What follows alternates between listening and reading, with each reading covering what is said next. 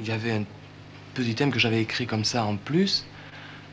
Et avant de partir, je lui dis, tu sais, j'ai fait un petit thème pour une toute petite séquence du film. Je voudrais quand même que tu l'écoutes.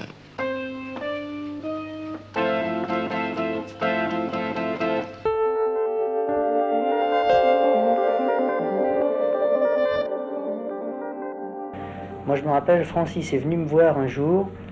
J'étais à l'époque boulevard de Strasbourg dans un tout petit bureau, tout petit bureau. J'avais une toute petite société à l'époque.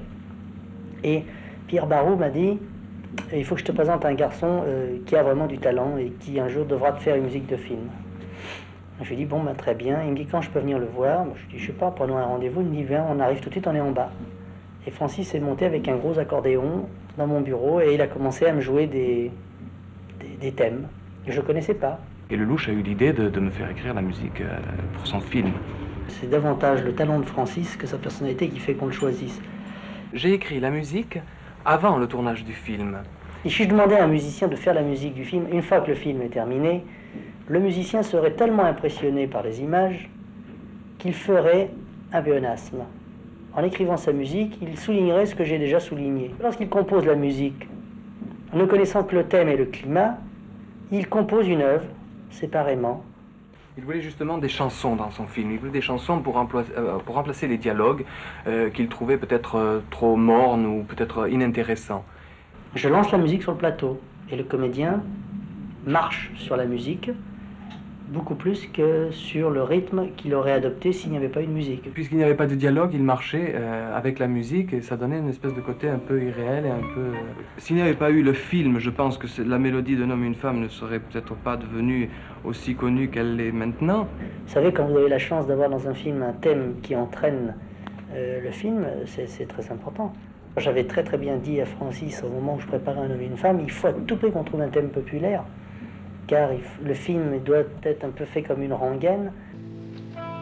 Avec notre passé pour guide, on se devrait d'être lucide,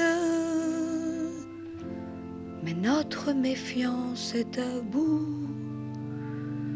L'amour est bien plus fort que nous. Nicole Brésil, c'est la voix qu'on entend dans le film. Oui. Et c'est votre voix. Oui. Et aujourd'hui, vous nous donnez un visage, on vous voit enfin. Eh oui. Pourquoi cette voix dans le film, à votre avis? Eh bien, c'est parce que Claude, à certains moments de l'action, pensait qu'il était difficile de faire parler les personnages et il voulait à ce moment-là qu'on entende la voix intérieure des personnages. Et il a pensé la voix intérieure avec la musique. Pour Un homme et une femme, c'était assez étrange comme circonstance parce que je lui ai joué à peu près une quinzaine de thèmes. Et puis, il y avait un petit thème que j'avais écrit comme ça en plus. Et avant de partir, je lui dis, tu sais, j'ai fait un petit thème pour une toute petite séquence du film. Je voudrais quand même que tu l'écoutes.